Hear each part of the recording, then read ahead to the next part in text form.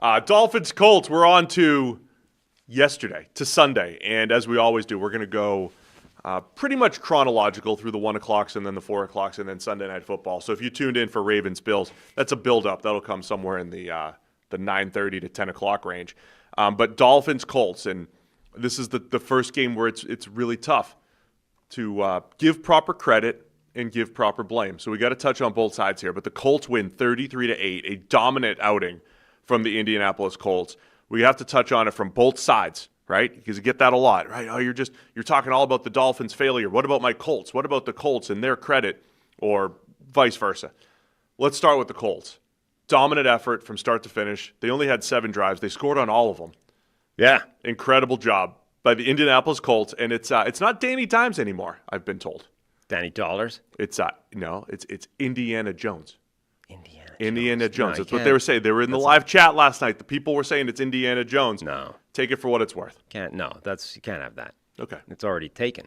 You can't have India. I mean, like the reason, like Indiana Saban or whatever it was, Indiana Nig, whatever the Shane Gillis called him, that was funny because it doesn't exist. You can't just like co-opt something else that's already a thing. They co-opted it. So there were some funny stats to come out of this. First of all, I love Mondays after week 1 when you get crazy results or wild extreme results. You know, a lot of people thought Indy would win this game, but like not to the level they did.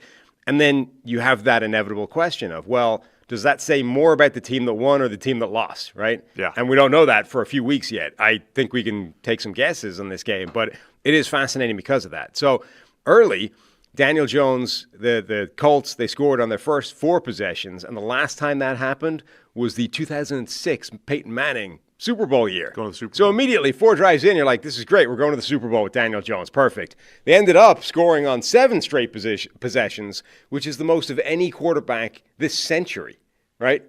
Yeah. Like the Miami Dolphins in the space of a couple of years, remember when they hung 70 or whatever it was on Denver? And it's like vibes could not be higher in Miami. And they could have gone 73, but they didn't kick the field goal, you know, at the end, because that would have been too much. Don't need that. No, 70, sure. 73, sorry. No, that's rubbing it in. So they eased off on Denver late in the game and still put 70 on them. The vibes were like the highest they've ever been for the Dolphins. This was like 84 Marino year. Everything was great. And now they've become that Denver Broncos. Like the vibes could not be worse. The entire offseason was like one giant bummer in Miami. Like Tyreek Hill's, upset. The relationship's ruined. We're going to have to rebuild. Everything felt bad. They were getting wrecked every joint practice they played against other teams. Like preseason the whole thing was a mess. And you're like, well, maybe it won't mean anything. And then we get to week 1, and week 1 is just the same as the offseason vibes. It's like, this is depressing. Tyreek Hill's having a temper tantrum on the sideline. Jalen Waddle is getting shoulder injuries, getting tackled. Like, everything was just awful. And meanwhile, Danny Dimes on the opposite sideline is like, plotting out new nicknames, comparing stats to Peyton Manning. Like, the whole thing is ridiculous. Daniel Jones finishes 22 of 29 for 272, 1 touchdown, no picks. He did get sacked once. I thought, we'll start with the Colts on that side of the ball offensively. We spent a lot of time this offseason. We saw them at training camp in joint practice against the Packers. Definitely came away saying, I like their playmakers. I liked their playmakers last year with Michael Pittman, Alec Pierce, Josh Downs, adding Tyler Warren to the mix. By the way, Tyler Warren looks as advertised. We'll talk about him in a second. I thought the Colts offense, they used misdirection, play action. Daniel Jones ran the offense effectively. I'm not trying to downplay what he did. It was just he made, for the most part, made pretty quick decisions. One bad one in there, I'd say. Pretty quick decisions. Got rid of the ball to a bunch of possession-type receivers, and then even threw just a really nice throw up the seam or up the sideline to Alec Pierce for the 36-yarder.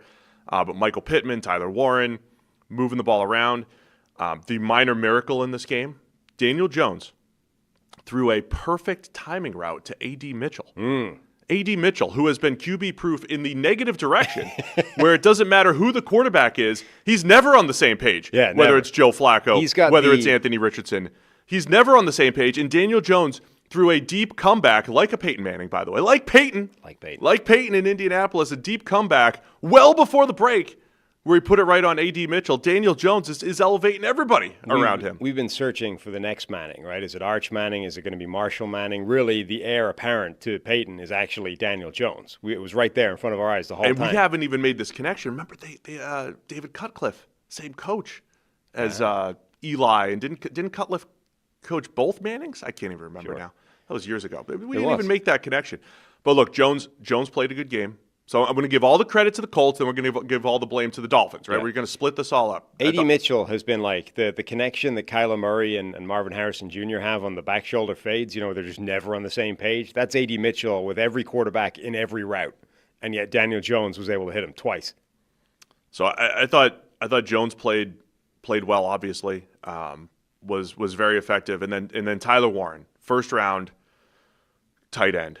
And he was as advertised, man. I mean, throughout this entire preseason, training camp, he looked good. I thought in this game, it's the same thing. He's open over the middle of the field. They gave him a handoff on. He picked up 3 yards as a fullback on a run for a first down. They gave him a screen where he went for 12 yards. Ran him on his little yoink or wheel route. Made that catch like he was doing in the preseason. He knows how to get open. He's got really good feel. I've used the phrase QB friendly to Tyler Warren, and I think that's a great description of what he is. Caught 7 passes for 76 yards on 9 targets.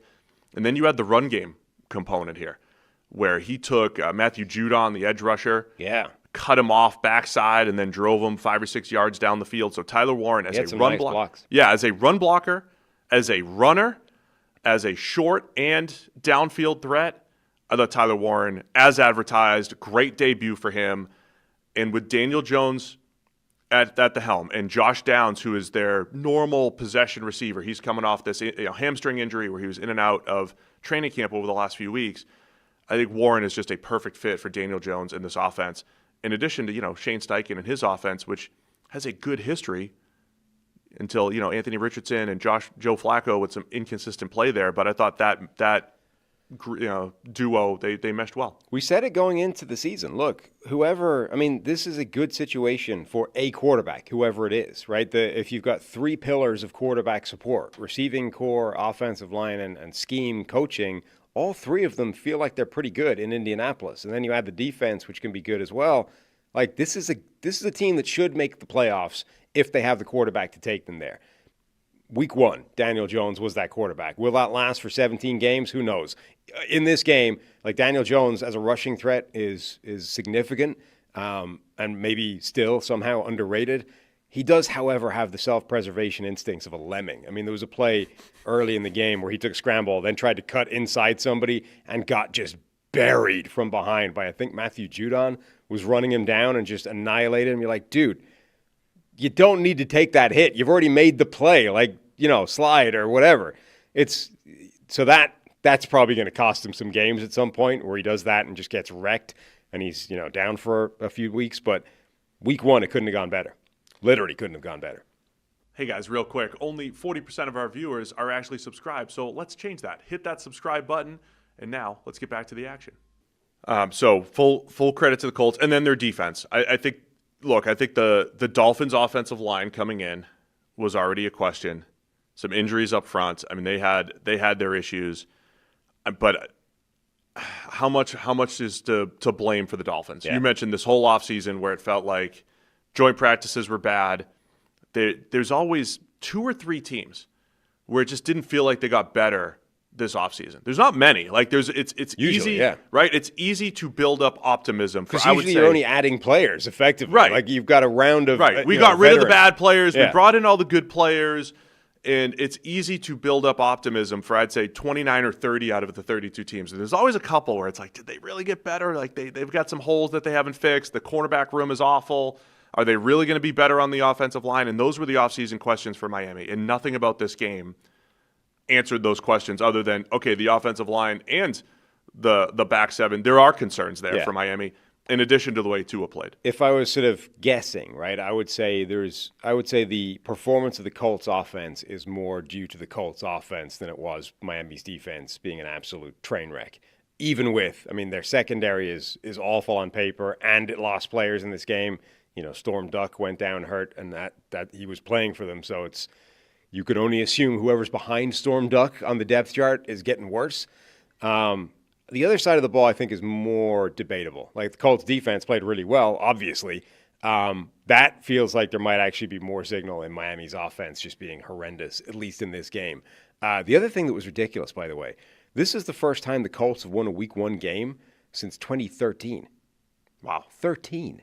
They had, Adam Schefter tweeted, it's been almost 4,400 days since the Colts last won a Week 1 game. They were 0-10-1 in that period.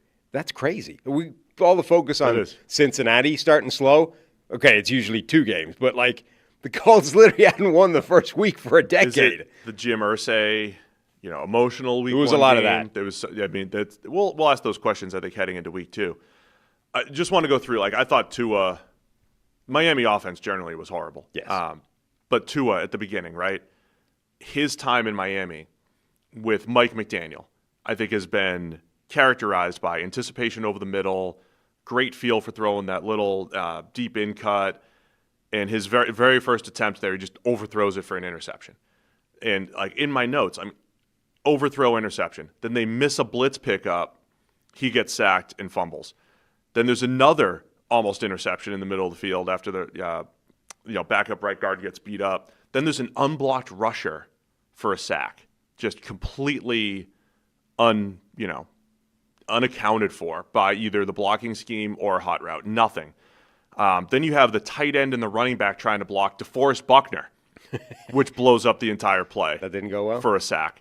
And I wrote in my notes, I don't mean to bring this up, but it felt like last year's Texans, where they when things went wrong, it was uncertainty, missed assignments, and the same thing that messed C.J. Stroud up for several games last year was messing up with Tua. Then he completely misreads. He throws into Latu Island. Latu dropping into coverage. Tua doesn't see that and throws it right to him for an interception. That was impressive because that was okay, it's Latu dropping into coverage, but it was difficult to find him. Tua actually had to work to get that ball to Latu. That was so bad, that play. Yeah, so I wrote down, look, I think a couple better throws later from Tua. The only completions he had early on were just quick hitters to the flat. And he did his usual, get rid of the ball pretty quickly to protect the offensive line. He did his best. This was rookie or second year level performance from Tua, where everything was vision, his accuracy was off. It was a poor outing overall from him, and of course up front for Miami. You know what else it looked like? So you sort of said it reminded you of last year's Texans a bit, where it was like their offensive line had never encountered a stunt or any kind of complex pressure, and half the problem was mental more than physical. Guys getting whooped.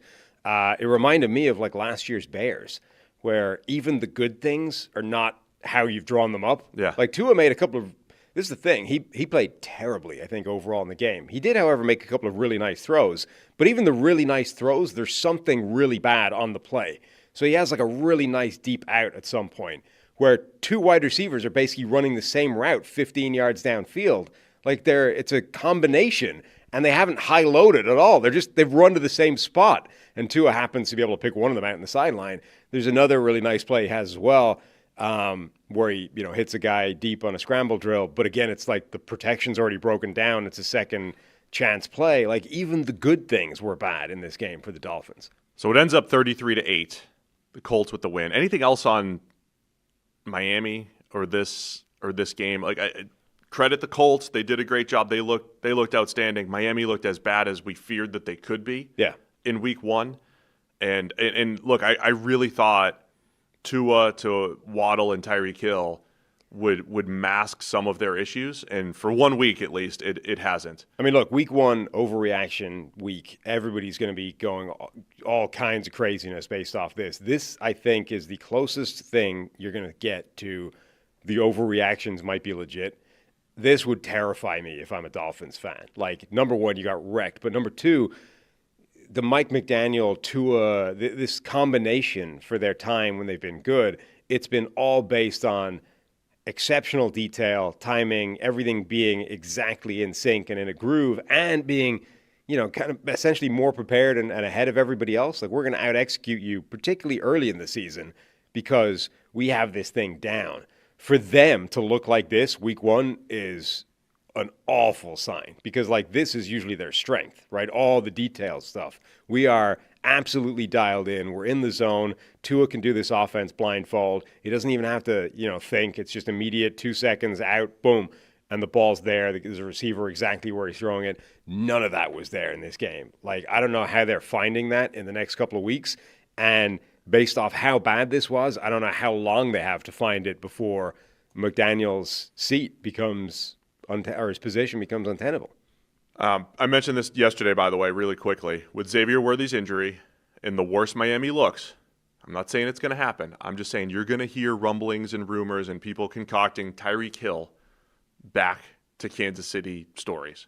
I'm not saying they do it. I'm not saying they want to. I'm not saying the cap's going to work out for Kansas City. But if Miami's sitting here at 1-3, 1-4, 1-5, 0-4, whatever it is, and depending on Xavier Worthy's injury, you're gonna at least hear that in the coming weeks. And does Miami strip it down because they haven't drafted often enough the last couple of years, and their lack of depth, I think, showed up here in week one. Somebody in the chat was asking, are there any signs whatsoever of optimism for Miami Dolphins? I'll give you one. Patrick Paul looked decent. Left tackle. Yes. This was one of the big, question marks heading in. That offensive line looks really rough on paper, but Patrick Paul, he's the young guy that they've kind of ID'd to take over at left tackle from Teron Armstead.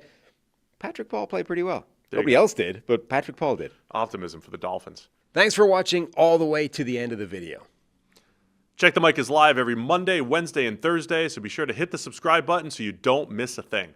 And the all-knowing algorithm is convinced you'll also like these videos, and who are we to argue?